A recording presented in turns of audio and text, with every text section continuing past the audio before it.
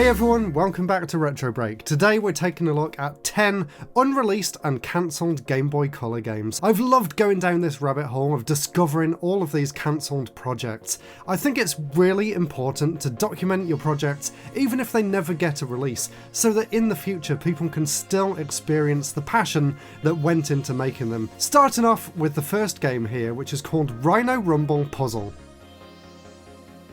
Some of you might not be aware, but Rhino Rumble was actually a very late release for the Game Boy Color, and it's actually a really fun 2D platformer. Well, the developer was actually also working on a puzzle platformer to go alongside this game, but unfortunately they couldn't find a publisher, and all we have to show for the game these days is just a few screenshots from this old IGN article. Rhino Rumble Puzzle looked like it would be a really cool puzzle platformer, kind of similar to Pocket Bomberman or one of my personal favourites for the system, Toki Tori, but with a twist. Apparently you would have to pick up a barrel of water from the top of the level and try and navigate the stage without spilling the water and take it to the Rhino at the bottom. There was even a full level editor feature planned as well, and I always love when games have level editors. And they also said that all of the levels in the full single player game were going to be built using exactly the same level editing features that the player would have had access to, and I just know that I would have loved this game if I had it as a kid. There was another game that this developer was working on as well, called Knights, and as well as Rhino Rumble, they also released a very expensive game for the Game Boy Advance, which I've had on my eBay wishlist for a long time, called Invader. It's one of the most expensive games for the system these days, so I really appreciate this company, and they actually put out some really interesting and unique games that still hold the test of time today, and clearly still have an audience. Rhino Rumble is fairly expensive too. The actual reason why these other two games were cancelled though is quite interesting. So Lost Boys merged with a Swedish internet company called Icon Media, and 2 years after that they were bought by Sony and rebranded as Guerrilla Games. Yes, the same team that went on to make Killzone and the Horizon series, so they actually got their humble beginnings way back in the Game Boy era. Their second game was a game called Knights, and this one actually got cancelled a few times. It looks like it was going to be a top-down action game in a similar vein to Bomberman, but with a bit more of a strategic element. The graphics looked nice and colourful, and I think this could have been a great game for the system in a genre that wasn't really that popular at the time. The other cancelled versions of this game included a PC and Dreamcast multiplayer game, as well as a 3D platformer under the same name on the PlayStation 2 as well. There is a gameplay video from the PS2 game, and it actually looks like it would have been really fun, but it does look like it had that really awkward early 2000s kind of mix of tank controls and 3D platforming that really didn't gel very well, and thankfully they moved away from that style in the future, so I'm sure if the game was worked on a bit longer they could have perfected the controls and we might have had another really cool 3D platformer for the PS2 out of it. But unfortunately both of these projects were cancelled, but it's so fascinating to take a glimpse into what could have been. And now we're moving on to game number 3, which is called Aeon Metal Fighters. This one's a cancelled shoot 'em up, again due to lack of publisher interest, and there wasn't really anything known about this game for the first decade after it was cancelled. But then in 2012 the developer actually uploaded a gameplay trailer showcasing how far they got into the project. There's a few comments on the video suggesting that the developer is interested in finding a way of completing the game and releasing it, so fingers crossed that we hear some news from this one soon. The comments were only from a few years ago, so there is still hope for this one. And it does look like it would have been a really promising shoot 'em up for the system, which again is a genre that is sorely lacking on the Game Boy Color, and I would love to see more games like that coming out, so fingers crossed this one gets a release in the near future. And in case you're wondering, yes, it is possible for some of these cancelled games to actually get physical releases here in the 2020s. I've actually got 3 right here that I've done videos on in the past. This was a cancelled Game Boy Advance game based on the Dune license, which is really cool.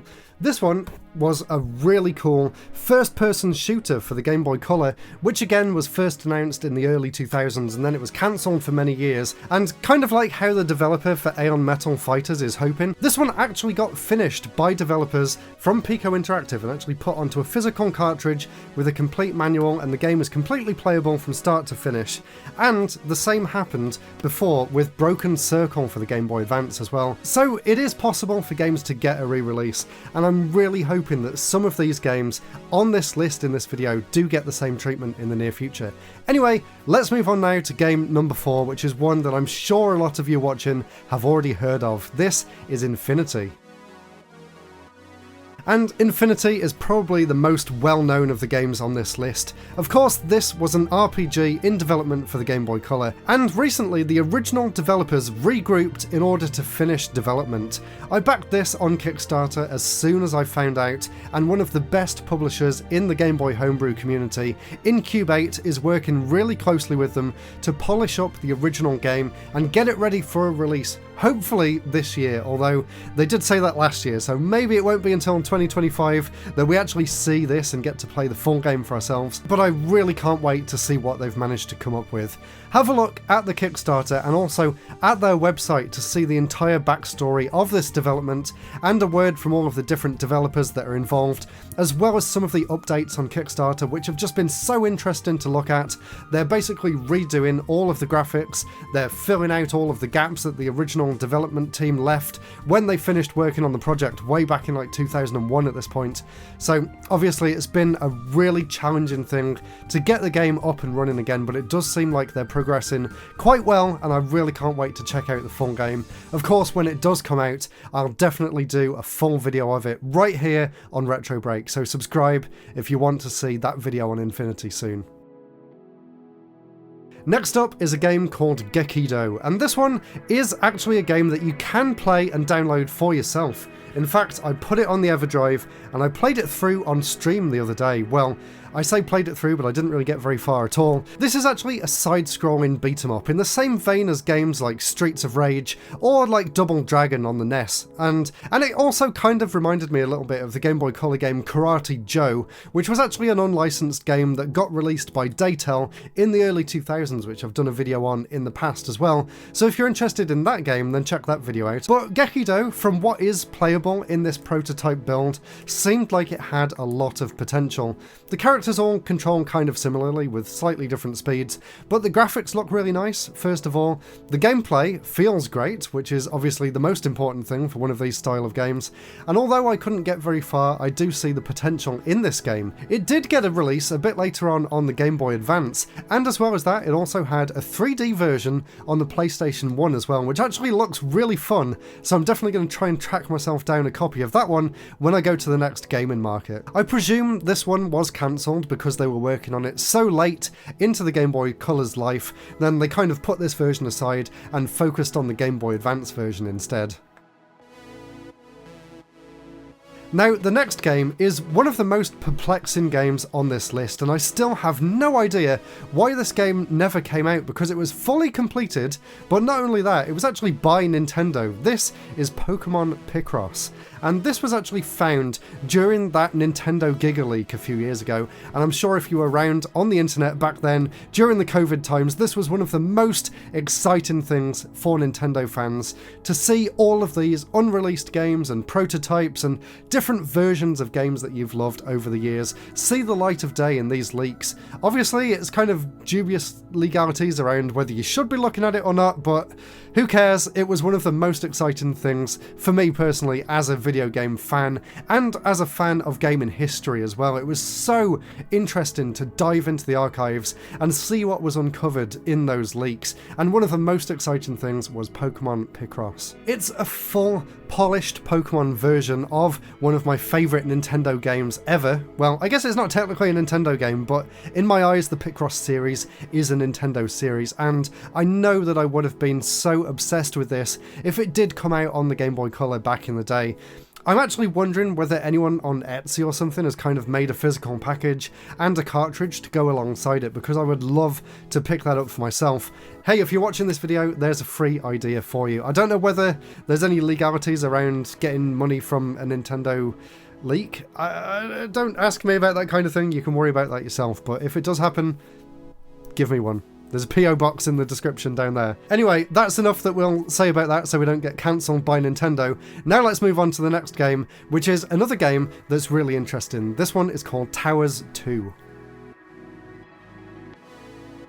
And I actually remember seeing adverts for this game back in the early 2000s, and here in the UK there was actually a mail order game publisher called Telegames. Surprisingly, they're actually the publishers for Rhino Rumble as well, and they released a game a few years earlier called Towers. The first game came out on the Game Boy Color, and that was actually a port of an earlier Atari ST game. I actually had that game as a kid, I've got it right here, and I really enjoyed it, and I was very much looking forward to picking up the second one, and I didn't even know that it never came out. So I remember seeing the advert in the magazines and going to my local Game Zone and asking them to pre-order it for me, and they were looking through their sheets and they couldn't find it, so I was so confused for the longest time. So when I was making this video and this game came up on a list of cancelled Game Boy Color games, I was like, that was just a memory unlocked for me, and I actually remember trying to track that game down, and now it makes sense because it never actually got to see the light of day, which is so sad because this game was actually fully completed,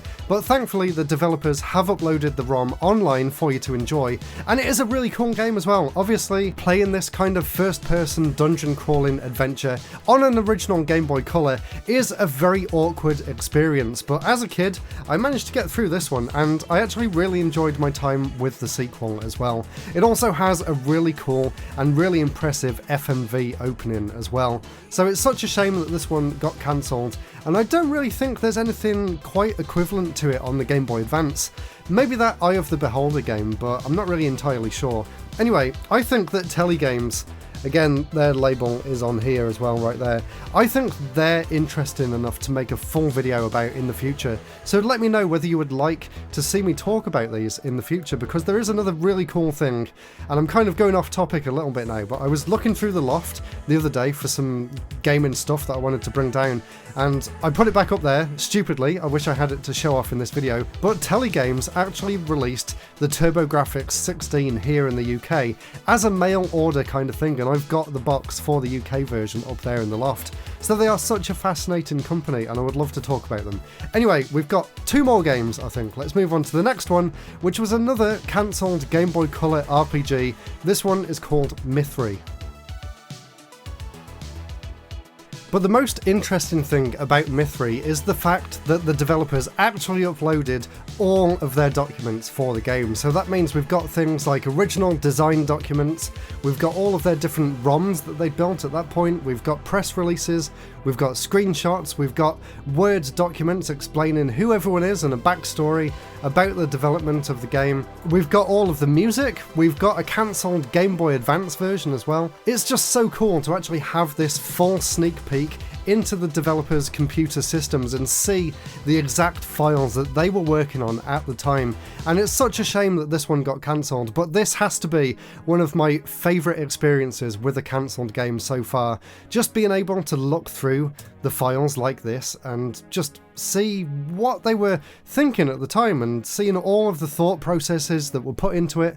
Like, we've even got scans of original hand-drawn documentation for how they envisioned that the game would be like. It's so cool to look through this kind of stuff. They have the original press releases from the early 2000s.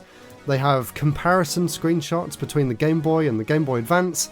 They have E3 compilations, so they were actually showing this game off to publishers at trade shows back then. It's just absolutely fascinating, and I hope I can get across in this video just how cool it is to see these kind of things. And I urge any developers, please upload all of your in-progress things on the internet for people like me to just enjoy. Whether the game gets released or not, I think this is just a fascinating glimpse into game development and into the minds of these creative people. And I just love to spend hours delving into all of these files and just seeing what was going on in people's minds at the time and what they were so passionate about to try and get it out into the world, despite these publishers not actually releasing it in the end. And the final game here, this one is a really interesting one in the fact that it wasn't even known that this game existed until about 2 years ago, and that is when a prototype cartridge popped up on eBay, and this was for a Game Boy Color version of the cancelled N64 3D platformer called 40 Winks, which of course did originally get a release on the PlayStation 1 back in the day, and again, Pico Interactive, the great company that's re-released some of these other cancelled games in the past, like these two right here, actually released the N64 version, but there is also a Game Boy Color version floating around out there in someone's collection now that it got bought on eBay, and thankfully one of my favourite YouTube channels and an amazing resource for cancelled games called Hard for Games on YouTube uploaded some gameplay of this, and it actually looks like a really cool demake of the N64 platformer on a 2D plane. And again, another video that I want to make in the future is kind of demakes of N64 and PS1 games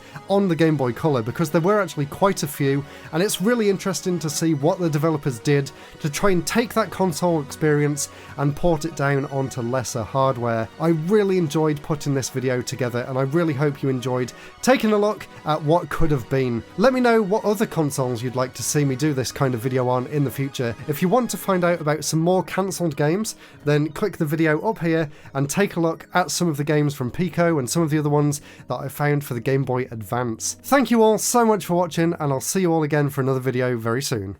Goodbye!